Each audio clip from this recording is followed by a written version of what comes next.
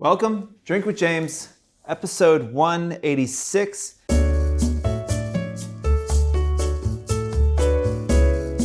You might have noticed my workspace has been elevated once again, recently with Tiffany's glassware. More recently with a new Mont Blanc pen. My brother got me a Mont Blanc pen when I started this business, and I loved it. And I am so bad at keeping things. I lose everything, and I was convinced I was going to lose this pen and I was never going to be able to afford to replace it. And I bought a Thom Browne suit, my first one, and I said, you know what? I was going to a meeting, I was feeling fancy. I was like, I'm going to bring the Mont Blanc with me to this meeting because I've got this new suit on. It's going to be a whole look. And I obviously lost the pen at that meeting and haven't had one for years, and my girlfriend just got one for me. So I am feeling myself again, having an elevated writing instrument. That somehow leads me into talking about something else that has to do with money, which is Mike Bloomberg. As you guys probably saw, he worked with a bunch of meme accounts to, I guess, let young people know that he exists and is alive. And I'm not gonna, look, I've talked about fuck Jerry before. I don't really love what those guys do, and I don't think that, you know, meme accounts and the influencer space are two very, very different things. I do not consider people with meme accounts to be influencers. They're just like, they're not influencers. It's a totally different thing. Although everyone will lump it into influencer marketing and say this was an influencer marketing campaign, I very much do not believe it is an influencer marketing campaign. It's a social media campaign. There is a difference. But look, did I think the campaign was kind of stupid and a bit of a waste of money? Sure. Although, you know, everyone's talking about them today, so I guess in some ways it worked. Because whatever they paid for it, they got a lot more free exposure than what they paid for.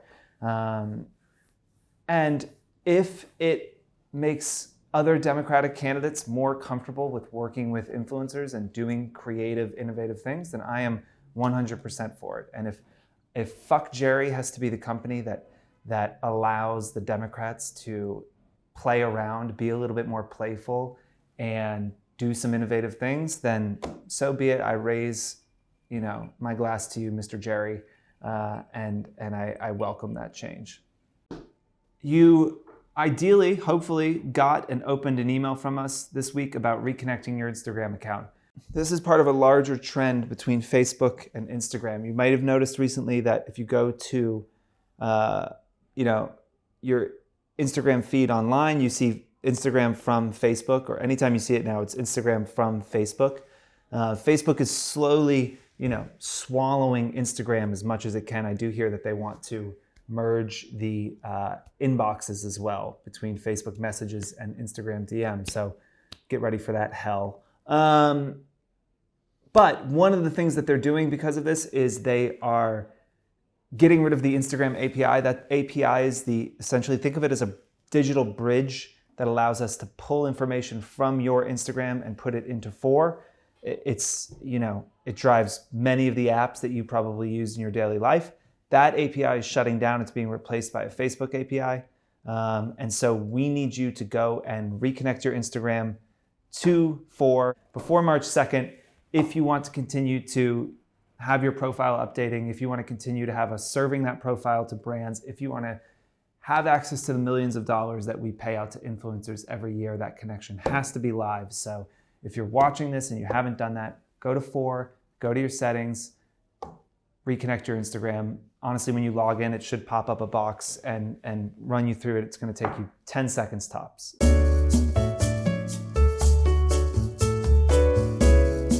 How to spot fake engagement. So somebody reached out and they said, look, I know this person who, is verified by Instagram, but I 100% know that they're buying followers and likes. And they wanted to share some of the ways that you can spot fake engagement. And let me first start this off by saying that there is only one way, and one way only really, to know that somebody is buying followers and likes. And the only way is to get the receipt. to get the receipt from them buying followers or buying likes. It is why when we were the first company in the world to come out with a tool that could verify a following as authentic, we never talked about fake followers, because we understood after months and months of research that literally nobody can say 100% that you bought the following unless you have the receipt. And so that's why we talk about authenticity and not about fake followers. Did they buy them? Did they not? We didn't care if you bought a following or not. We cared if it was authentic and engaged. And so,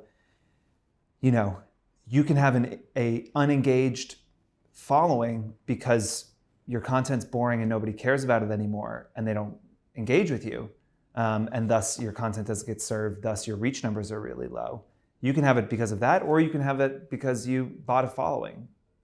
Also, you could have 500,000 followers and you could have 500,000 followers and 5 years ago you bought 50,000 followers, but 50% of your audience is super engaged and your reach is 50%, and we're gonna say that that's an authentic following. So it doesn't actually matter to us how your following got put together. It is just, are people seeing it? Are they interacting with it? Are you creating some sort of connection there? That is what matters. And I think for a lot of people, they spend too much time pointing a finger and saying, like, I know that person is cheating. And look, I know how frustrating that can be, and it's not fair, honestly. And it is the reason we it is the reason we created the tools that we did, is to try and stamp that out in the industry, to try and create a standardized way for an influencer or a brand to say, is this a real or a fake following? So I understand the frustration, but it is not worth your time to worry about it. Look, the reason people are buying engagement a lot of times is sometimes because they bought followers and they didn't have enough engagement to hide that they'd bought followers, so it's a whole slippery slope.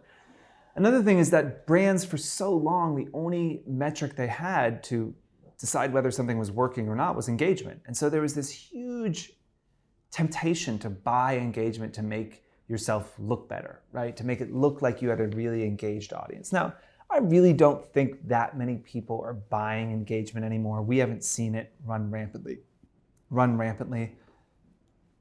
Excuse me. There is still a lot of the comment pod stuff going on. And I really encourage you, if you are in a comment pod, I really encourage you to leave.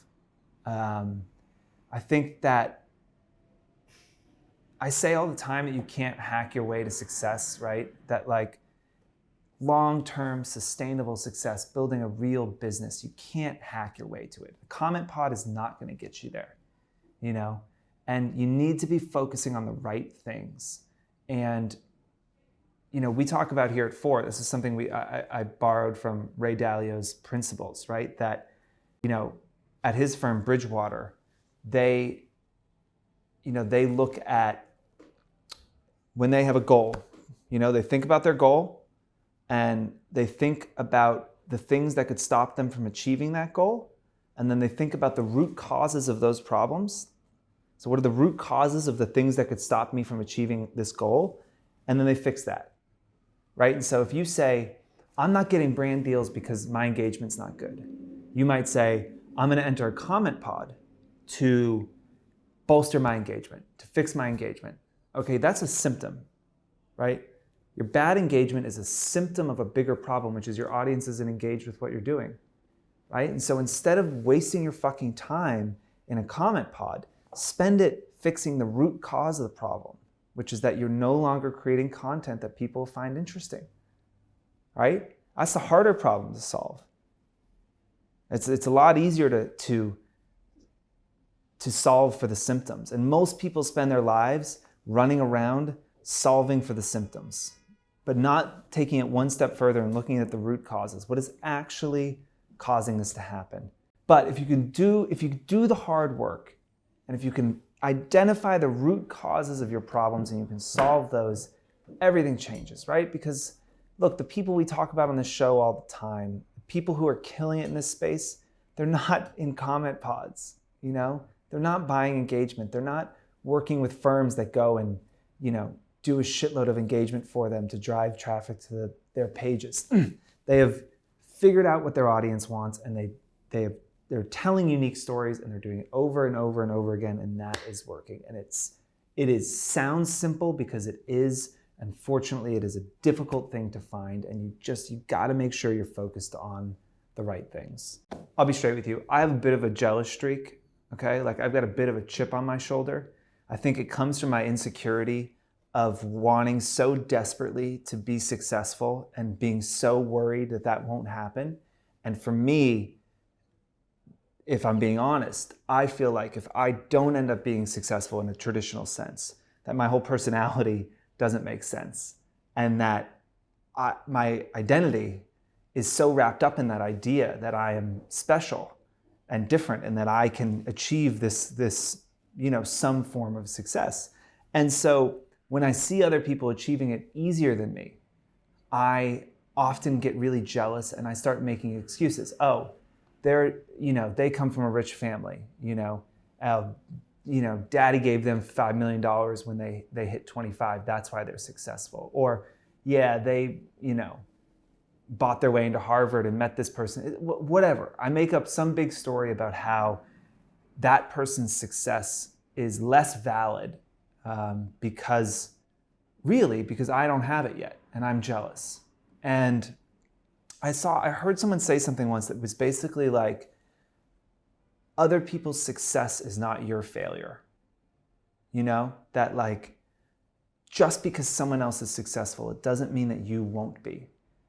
And it is not detracting from what you are doing. And for me, that was a fairly liberating thing. And I still struggle with it, and I still have a chip on my shoulder, and I still have those insecurities about whether or not I will achieve the things that I want to achieve. But I'm doing a better job at not getting nasty about it, right? Because I just end up sounding bitter and small, and I end up giving too much weight to this person in my life or this person who doesn't know who the hell I am, doesn't care about me. They're not sitting around the table or drinks talking about your Instagram and whether it is a real or fake following. They don't talk about you, but you're spending all this time. And I just think it is unhealthy. And I think it focuses you on the wrong things, which is you're focused on why is everyone else doing better than me instead of what can I do to be better. And it's a subtle shift. And I know it's an easy thing to say and it's a hard thing to do, but it was very helpful for me. And so, look, I can sit here and talk about fake engagement. It's something that we look at. We look at comments to see if it's just other influencers commenting. That's the easiest one to spot, is that if all your comments are other influencers saying, oh my God, I love this top, I can't wait, I gotta buy that. It's bullshit. It's obvious that you're part of a comment pod.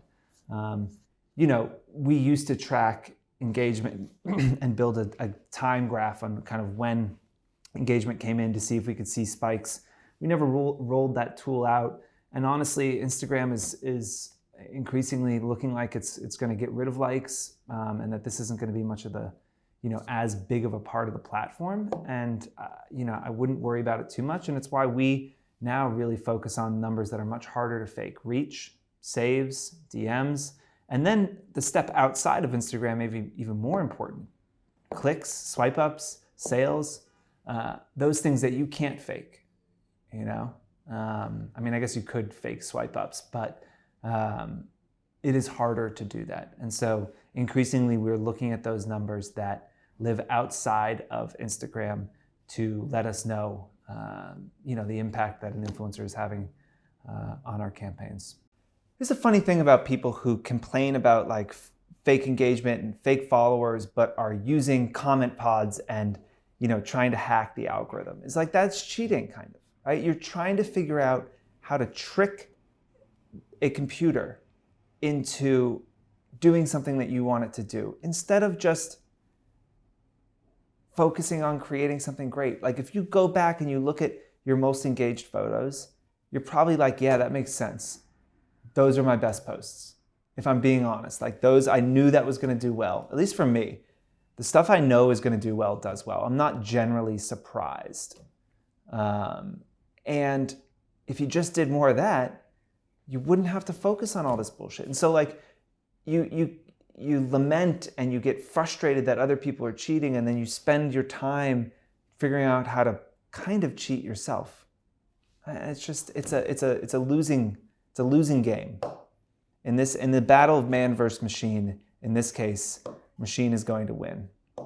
And the only way you can win is to be great and to deliver things that people legitimately want. And I think Instagram is really good at understanding what those things are and listening to that audience and serving it up. Lastly, if you're looking at engagement and you're focused on engagement, you're focused on the wrong things. And I think if you look at your feed and you have less than 15% reach, right? So if you take the amount of average reach that you have, go take, your last 10 photos, add up the reach, divide it by 10, see what your average reach is, divide that by your following count. If that is under 15%, that is a big problem. Okay, that is a problem that you need to solve. I'm not going to say what the average is, because that's data that is that we have that I'm not giving up. You can buy me a drink and I'll tell you what the average is. But that's the number you should be worried about. If you're under 15%, you're in a bad place. I'll say this, if you're over 30%, you're doing pretty good, right? So see where you are. If you're in the middle there, you got to focus on how can I get more people to see this photo? And it's not a comment pod. You're not going to trick the algorithm. I guarantee Instagram's data scientists and engineers are a little bit more clever than that. You think they don't know if engagement is coming from a DM? Like, they have ways to figure this out. I read this book, Into the Plex, about Google, and they were talking about the early days of the algorithm, and there were things you could do to like hack it, right? And companies were figuring out holes in the algorithm, in Google's search algorithm, and they were exploiting it. And their teams of hundreds of engineers patched those holes immediately, right? And so anytime you think you can trick it, I fucking guarantee that Facebook and Instagram have figured that out, and they've built something so that is no longer playing into the algorithm. So long way, end of all of this, I will say, you shouldn't be worried too much about what other people are doing. You should be working to solve for the root causes of the problems, not solve the symptoms of the problems. You should understand that engagement is an outdated metric in general and be focused on other things. And you should be searching for product market fit with your content. You should be figuring out what your audience wants to see and deliver more of that. And every single post you put out should be better than the last one. And every single post you put out should deliver value for your audience. And every single post you put out should inspire, entertain, or educate. And don't really worry about the rest. It should sort itself out if you do all of that. So in closing, if you can, I would spend less time worrying about people that you are convinced are cheating and just focus on what you're doing. There's a lot of opportunity out there. There's enough for everyone. And I know it's frustrating to see someone cheat, but generally that doesn't work long term. We out.